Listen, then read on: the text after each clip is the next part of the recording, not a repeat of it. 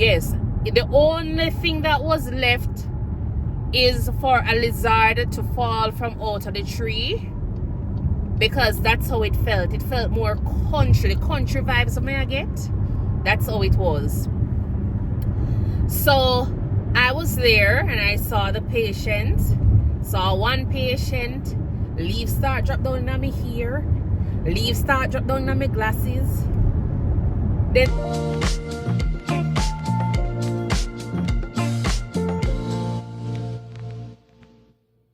everyone, welcome to the channel Think Nursing. Thank you so much for tuning in. If you're new here, thank you so much for clicking on the video, and for whatever means you're here, or for whatever reason you're here, I'm really appreciative that you've taken the time out to sit and watch this video. All right, to my regular subscribers, thank you so much for making it the Think Nursing platform. It wouldn't have been possible without you. And as usual, this is the channel that we talk about everything related to nursing, travel, and lifestyle.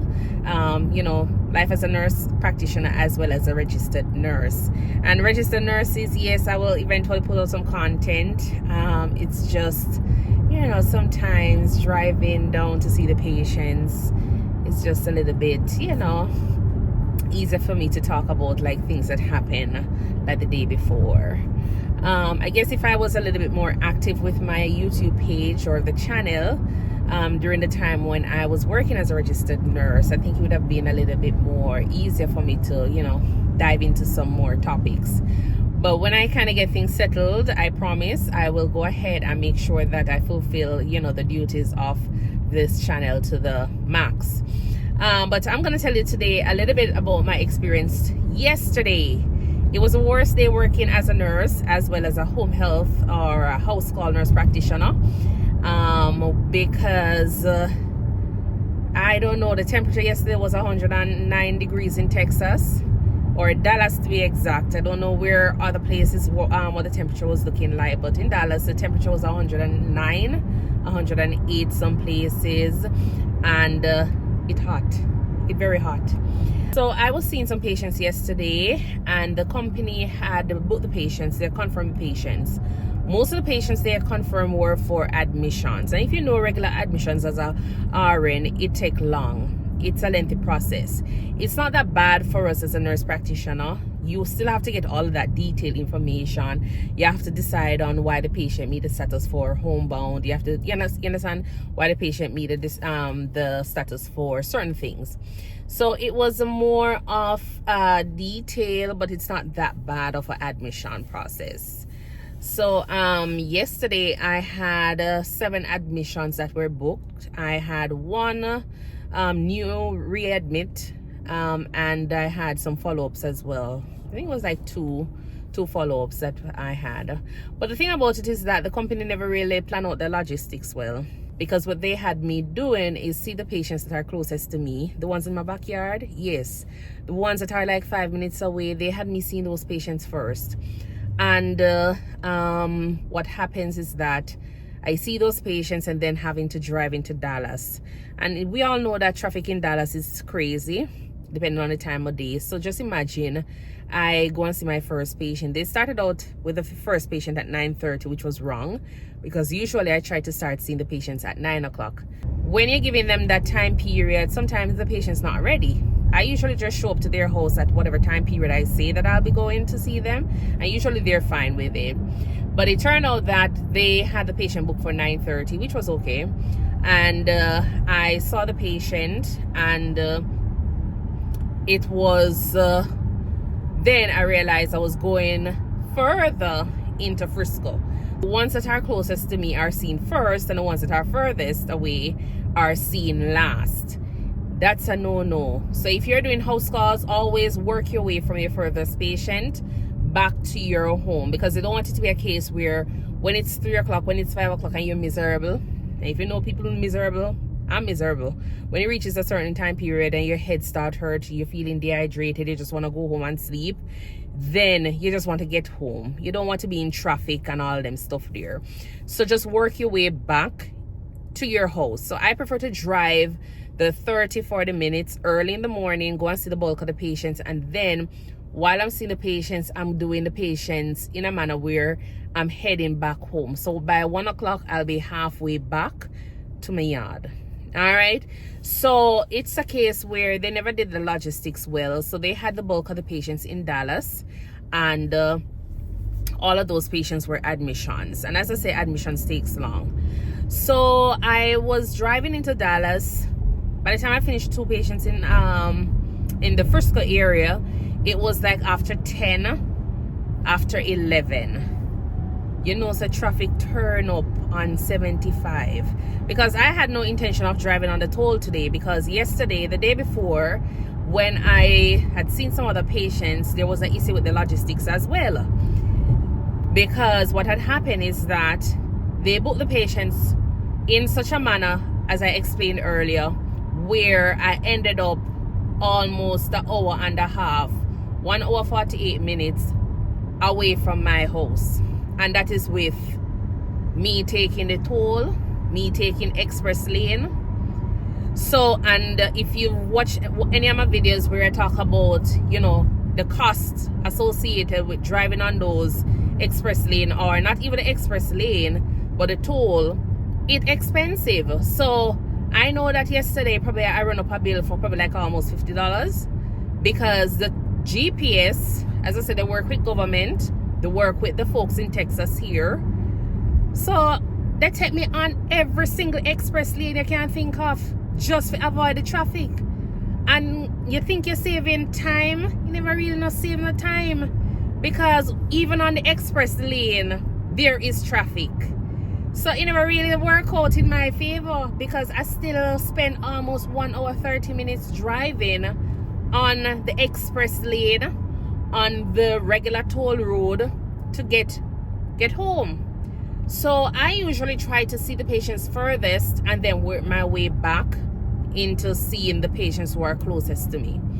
I had no problem seeing a patient 5 o'clock that is like, you know, 5 or 10 minutes away from my house. I've never really done that, because as I say, most of the time when I'm finished with those bulk of the patients, it's like say 11 o'clock, 12 o'clock. So I'll be able to drive home and there's not much traffic on the road coming in the opposite direction of like Dallas or from Fort Worth or from Arlington.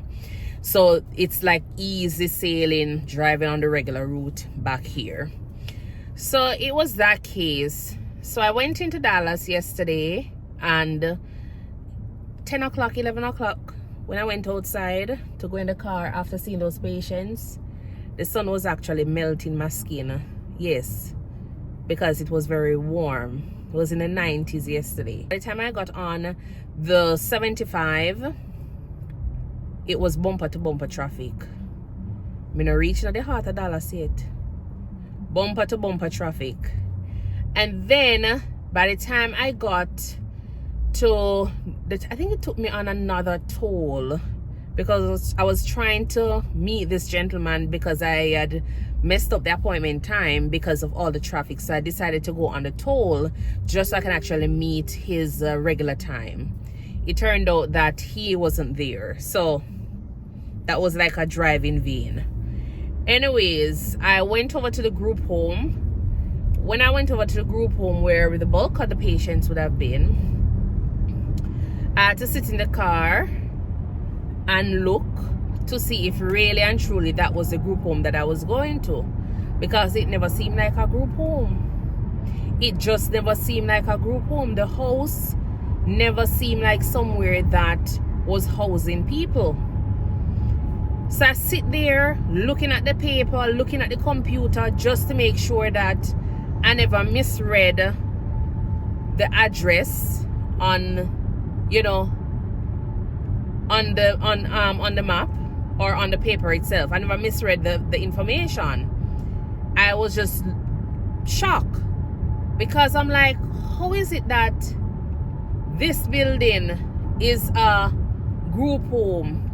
It seemed like a 2-bedroom, but then you have 6 patients that is to be seen from this group home. So it never really made no sense. The place had just seemed more like outside seemed like one of those buildings that you have orders, you have everything you can think of, from 1901 the people them have outside. So there was literally nowhere to say, okay then, walk. I had to park on the side of the road, and I don't have a problem with that because other cars were parking there. There was construction going on as well, so it was a little bit dusty. And as I tell you, it was hot. The temperature did turn up. So don't forget about the heat that I'm telling you about. So when I get a chance and I got out of the car, because one of the young ladies, she came over, and after she came over, she's like, are you here to see X? And I'm like, yeah. And she's like, okay, then no problem. I got out of the car, got my things, and I was only saying to myself, Lord, am I really gonna be standing at this time? Because no, I was just feeling tired. I feel tired. The place just feel humid. The place just hot, and me just couldn't understand where I was gonna sit to do those admissions. And mark you, I don't normally sit down. I tend to just stand up and do my evaluations because it usually takes about, say, 15 to 20 minutes. All right. So I will normally do that. But to be thinking about going into a group home now and have 6 patients, and the place, the outward appearance was like this, it concerned me. The young lady said, doctor, and I said, no, I'm a nurse, I'm a nurse practitioner. She's like, doctor, oh sorry, nurse practitioner, you can't get to go inside today, you know, because it's under construction. And when me tell you, say, I got a sigh of relief. But then after me smile, I said, Lord, so which part me I go sit down? Where am I gonna see these patients? Because now I start looking around. I remember me tell you that the only thing you can see is all the mattress over that side. You can see a bunch of boxes, old chairs, old this, all that, and they have this thing that catches the fly. That just make one bag of noise. The fly them in there just zzz, and it has a smell to it. And I said, no, sir. I said, no, not at all. Not today. Not today. So I had to go and get my bottle of water, because then now I realized that the situation changed. I'm not going to go inside of the house. And now I'm going to have to find a place to go and do the evaluation. So it was at that time the young lady said, oh, you can actually sit on the little patio here, you know. So I'm there trying to find out where this patio is. I'm trying to find out where this patio is, because it's a bunch of old stuff packed up outside. And I am there now, okay, trying to find a chair. To find a chair, but the chair has cushions. You do your job, and this is the best of what you can offer.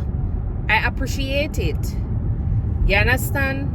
That's what you can offer. I appreciate it. The gesture, it was good. They had a little chair there that had some rust on it, and so I had to get some wipes that I had in my bag and start wipe it down. So anyways, when I finished wipe it down and all, the table I had to kind of fix it up as well, so I can find somewhere to put down so I can start charting. And I was there. The folks, they were really nice. They were really nice people, don't get me wrong. You understand? But it was just a whole experience. I've never really experienced doing healthcare in that kind of manner. But remember me tell us at the time hot. The time hot, because when we look on the temperature was 106 degrees. I'm under one tree. The only thing we leave is for one lizard drop out of the tree. Not drop on me though, you know. Yes, the only thing that was left is for a lizard to fall from out of the tree, because that's how it felt. It felt more country, the country vibes may I get. That's how it was. So I was there and I saw the patient. Saw one patient.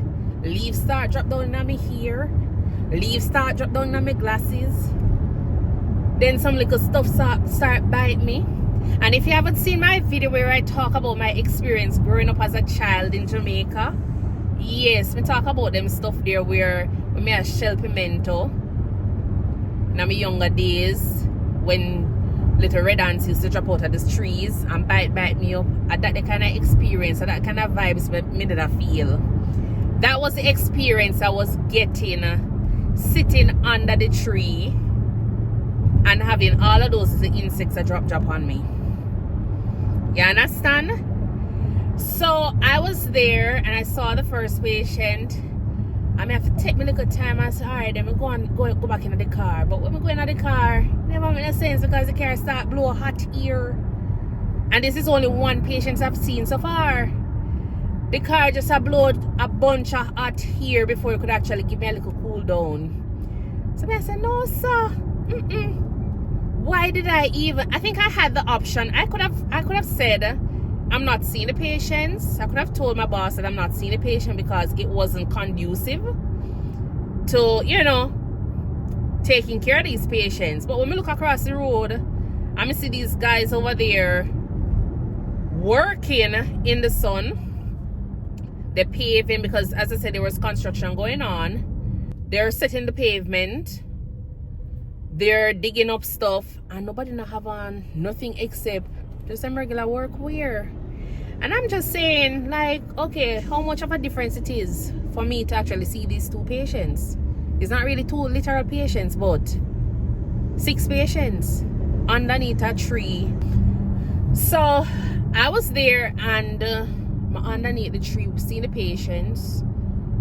It turned out that I see 1, 2, 3, 4, 5, and then after that, you know, you have some patients now that have some medical history. They have the paperwork or the pill bottles, and the patients taking like 15, 20 pills. And that's the hottest part, you know, because I don't like some can't take all of the pill bottles them and carry go home. I have to enter them into the system. So I have to be sitting there entering the medications one by one for these patients in the sun. And I tell you, when I finish and I look at my watch and see that the temperature says that it's 109 degrees, I say, no sir, where me come from?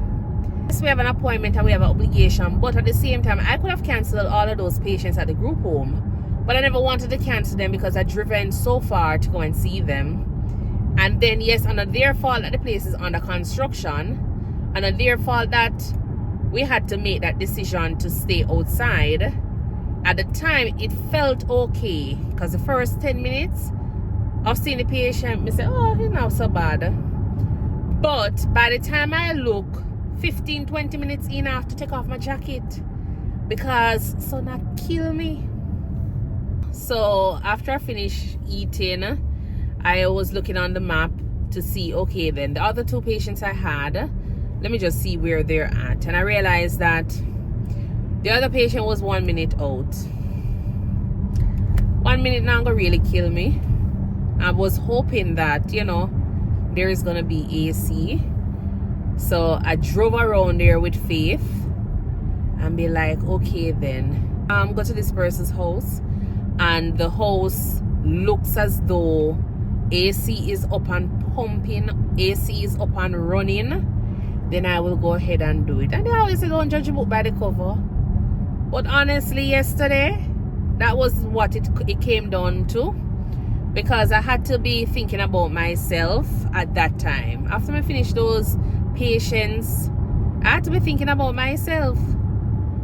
I had to be thinking about myself. I couldn't think about nobody else, because if I am not well, those patients cannot get admitted.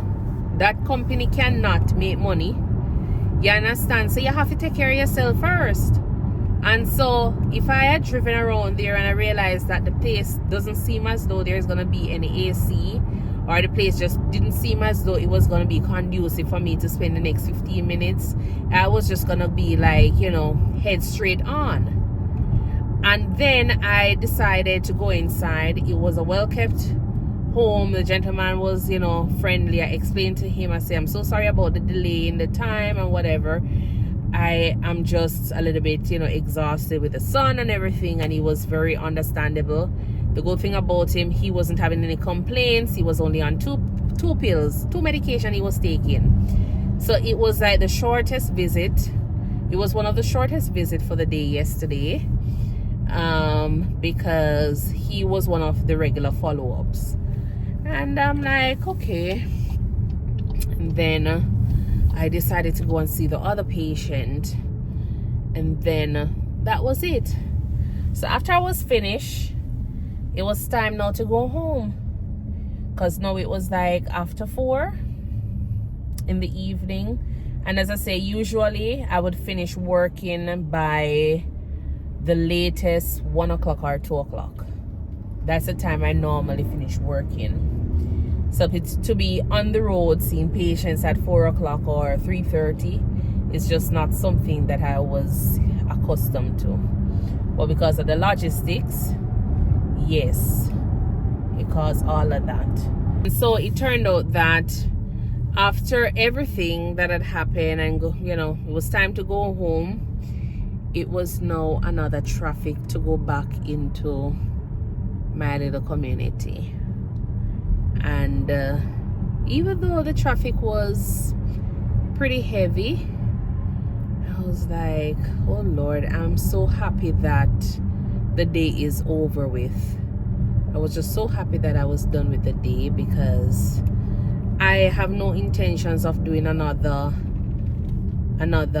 visit standing outside.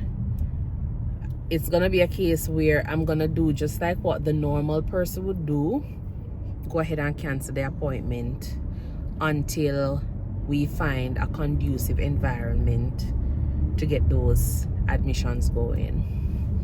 But overall, all the patients were admitted.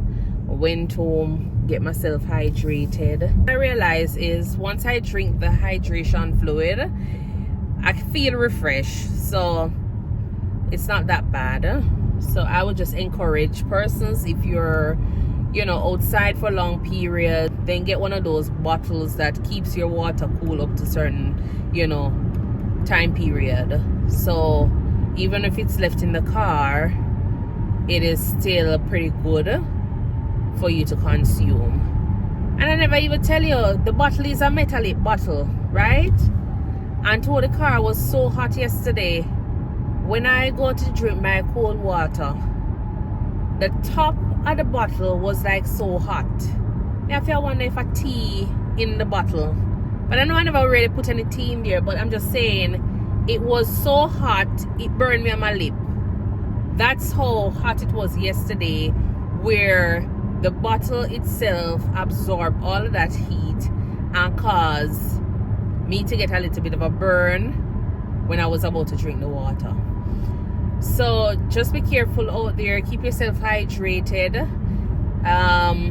It's almost the end of the summer, so things are not so bad like last year when there have been reports of people trying to, you know, open their doors and get in first and second degree burn. So yeah, just stay hydrated and just drink up your water as much as you possibly can. All right, so I do hope that you enjoy the video, and as I said, this is just me sharing what had happened yesterday with you, because it was one of the worst days for me, but it turned out, yeah, no, it can't go on. It turned out okay at the end because the day was finished. So until then, you know, you can always go ahead and check out the other videos that I have, and please remember to look at my GoFundMe page. It is a support page for families that have been affected by BERYL in Jamaica. So the money will go towards you know, helping different persons in the communities in Jamaica. But yeah, I would love for you to check it out.